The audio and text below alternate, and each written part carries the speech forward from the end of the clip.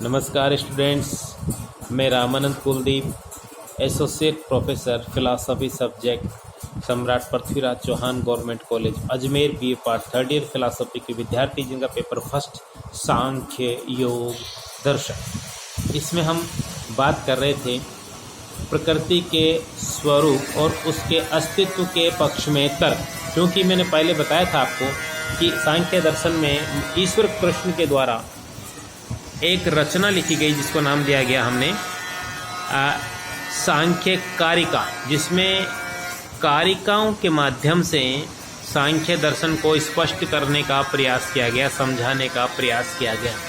और 15वें नंबर की जो कारिका थी, उस कारिका में प्रकृति के अस्तित्व के पक्ष में 5 तर्क दिए गए हैं। मैंने पिछले वीडियो में बताया था कि हम एक एक करके उन 5 तर्कों की विस्तार से व्याख्या करेंगे। तो पहला है भेदानाम परिमाणा। यहाँ परिमाण शब्द जो है वो सीमित के अर्थ में प्रयुक्त हुआ। सीमित यानी महत, अहंकार, ज्ञानेंद्रियाँ, कर्मेंद्रियाँ, पंच महाभूत, ये सब परिमित हैं, सीमित हैं। और जो एक सांख्य के विद्वान है वाचस्पति मिश्र, उनके शब्दों में इनको अव्यापी भी कहा गया है, यानी सर्वत्र व्याप्त नहीं है। अन्य रूप में कहें तो पंच महाभूतों के बाद उत्पन्न होने वाली जितनी भी वस्तुएं संसार में है वो सब सीमित हैं, घट, सुराय आदि। तो प्रश्न ये है कि इनको सीमित कौन करता है, यानी इनको सीमित किस आधार पर कहा जाता है। तो इसका एक उत्तर तो ये दिया जा सकता है कि इनको सीमित एक दूसरा करता है, यानी घट को पट, पट को घट। घट को सीमित करता है, पट पट को सीमित करता है घट। परंतु यहाँ यदि इस तरह से माने कि ये वस्तुएं एक दूसरे को सीमित करती हैं, तो फिर यहाँ पर दर्शन की भाषा में एक दोष उत्पन्न होता है और उस दोष का नाम है इतरेतराश्रय दोष, है ना, एक पर दूसरा आधारित होना। तो अतः यहाँ यह कहना उचित होगा कि प्रत्येक कार्य अपने कारण से सीमित होता है। अब प्रत्येक कार्य यदि अपने कारण से सीमित होता है तो इसका अर्थ है कि कोई न कोई कारण अवश्य है संसार में। प्रत्येक वस्तु का कोई न कोई कारण अवश्य है, और वह कारण ऐसा होना चाहिए जिसमें ये वस्तुएं जो वर्तमान में हमारे सामने है, किसी ने अव्यक्त रूप में पहले से विद्यमान थी। तो ये सारा संसार रूपी जो कार्य है, बुद्धि, अहंकार, पंच महाभूत आदि सभी, ये उत्पन्न होने से पहले अपने मूल कारण अव्यक्त में, जिसे हम सांख्य में प्रकृति कहते हैं, उसमें विद्यमान थे, अर्थात उस प्रकृति का अस्तित्व था। इसको यूं लीजिए कि सांख्य ये कहना चाहता है कि संसार की हर सीमित वस्तु, हर परिमित वस्तु अपने मूल कारण जो असीमित है, अपरिमित है की ओर संकेत करती है, और वही असीमित अपरिमित मूल कारण जो है वो प्रकृति है। ये पहला तर्क हुआ। भेदानाम परिमाणात्, परिमाण का अर्थ यहाँ परिमितता से लिया गया। दूसरा भेदानाम समन्वयात्, यानी समन्वयात् का अर्थ समान रूपता। तो हम ये पाते हैं कि मिट्टी के जितने भी बर्तन हैं उनमें मिट्टी समान है, सब में मिट्टी पाई जाती है। सोने के जितने भी गहने हैं सब में सोना समान है, छोटे से लेकर बड़ी मशीनों में लोहा समान है। तो इस प्रकार जो सांख्य विश्व की जब रचना का विश्लेषण करते हैं तो ये पाते हैं कि विश्व 5 महाभूतों से बना। 5 महाभूत: पृथ्वी, जल, अग्नि, वायु और आकाश। और ये 5 महाभूत जो है 5 तन्मात्राओं से बने। 5 तन्मात्रा अहंकार से बनी, अहंकार महत से बना, और महत जो है वो प्रकृति से बना, अर्थात मूल कारण। जब हम कार्य से कारण की ओर जाते हैं तो मूल कारण पर पहुंचते हैं, और सांख्य में जो है वो मूल कारण जो है वो प्रकृति है। तो यहाँ बात हो रही थी समान रूपता की।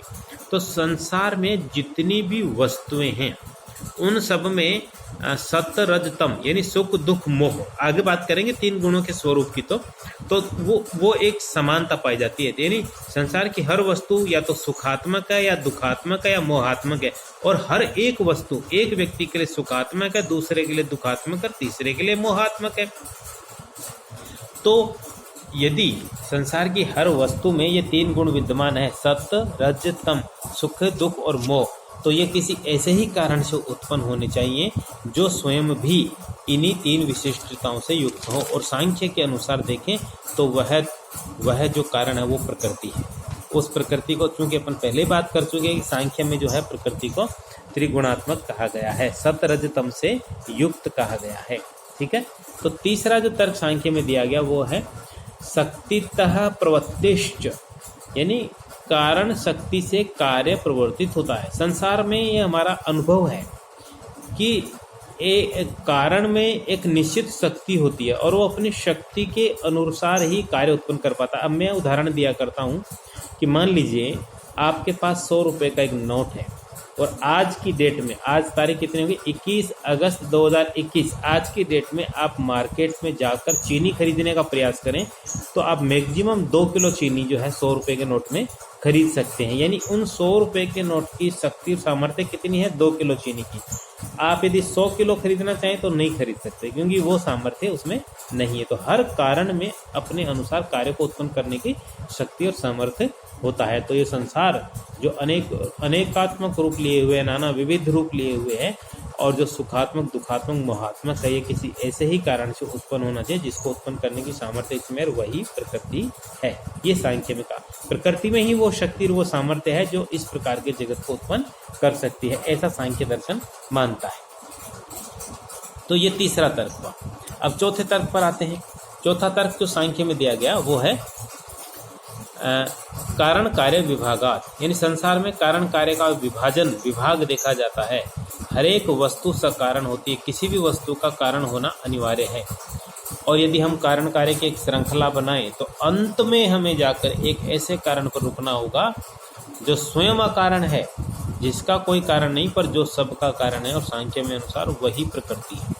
देखिए, ध्यान से देखिएगा, इसको कई तरह से समझ सकते हैं।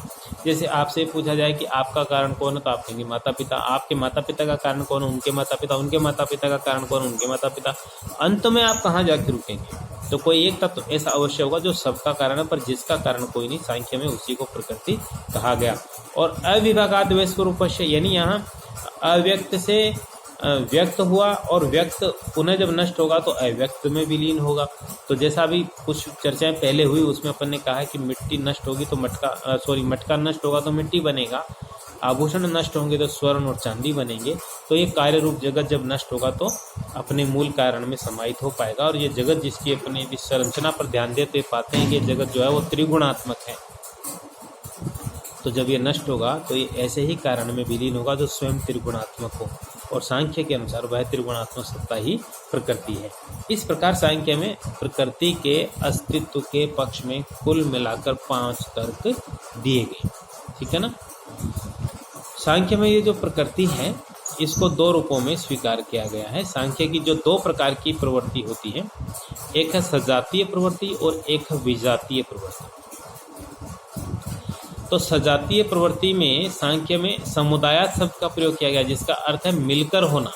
मतलब ये कि प्रकृति के 3 घटक जो तत्व हैं, सत्व, रज और तम, ये प्रलय काल में, प्रलय का मतलब है जब सृष्टि नहीं हो रही होती। अब प्रलय का यह मतलब बहुत भयानक उथल पुथल, बाढ़, भूकंप, अकाल, अतिवृष्टि, ओलावृष्टि नहीं है। प्रलय का अर्थ सिर्फ इतना है कि जब सृष्टि की प्रक्रिया जारी नहीं हो रही हो तो वो प्रलय की अवस्था है। तो उसमें भी ये तीनों गुण निठल्ले नहीं रहते।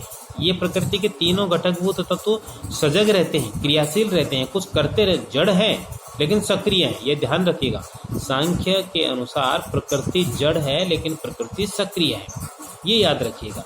तो तीनों गुण निठल्ले नहीं रहते, तो फिर करते क्या है? तो ये इनका अपने आप में ही परिवर्तन होता है। इसी को सांख्य में सजातीय परिवर्तन कहा गया है। परिणमन होना जरूरी है, तो सत्य का सत्य में, रज का रज में, तम का तमस में परिवर्तन होना। तो ये सांख्य की प्रकृति की सजातीय प्रवृत्ति है। दूसरी है विजातीय रूप में प्रवृत्ति। तो जब इस प्रकृति को सृष्टि की प्रक्रिया में आना है तो किसी अन्य तत्व के सहयोग से कोई एक तत्व इसमें प्रभावी होगा और 2 गौण होंगे। तो ऊपर की जो सजातीय प्रवृत्ति थी उसमें तीनों गुण बराबर रहते हैं, साम्यावस्था होती है। लेकिन विजातीय जो प्रवृत्ति है उसमें कोई एक गुण प्रधान हो जाता है और 2 गुण गौण हो जाते हैं, और तत्पश्चात उनके परिणाम स्वरूप सृष्टि की प्रक्रिया प्रारंभ होती है। तो सांख्य दर्शन में महत से शुरू होती है। सबसे पहले बुद्धि, महत कहा गया बुद्धि को क्योंकि वो प्रथम विकार है। तो सबसे पहले महत की उत्पत्ति होती है और फिर महत से कालांतर में अहंकार, मन, फिर 5 ज्ञानेंद्रियां, 5 कर्मेंद्रियां, 5 तन्मात्राएं, 5 महाभूत, और 5 महाभूतों से सारा ये जगत जो हमें दिखाई दे रहा है इसकी उत्पत्ति होती है। और ये जो विजातीय रूप है, यद्यपि प्रकृति से ये सारी चीजें उत्पन्न हुई, लेकिन इनका स्वरूप, इनके लक्षण प्रकृति के समकक्षी हैं। प्रकृति में कौन से लक्षण है? सत्व, रज, तम, सुखात्मक, दुखात्मक, मोहात्मक। तो संसार की जो भी वस्तुएं हैं वो भी इन्हीं गुणों से युक्त होती है। ठीक है, तो ये सांख्य दर्शन के द्वारा प्रतिपादित प्रकृति और उसके अस्तित्व के पक्ष में तर्क है, उसका स्वरूप पढ़ा, उसके अस्तित्व के पक्ष में तर्क पढ़ा। मैं आशा करता हूँ आप लोग अच्छी तरह समझ गए होंगे। चलिए आगे चर्चा पुरुष को लेकर करेंगे। सांख्य में जो दूसरा तत्व है, तो अगला वीडियो होगा वो है पुरुष का स्वरूप और उसके अस्तित्व के पक्ष में तर्क। उस पर बात करने से पहले यहाँ आज की बात यहीं पर समाप्त होती है। तब तक जय हिंद, जय भारत।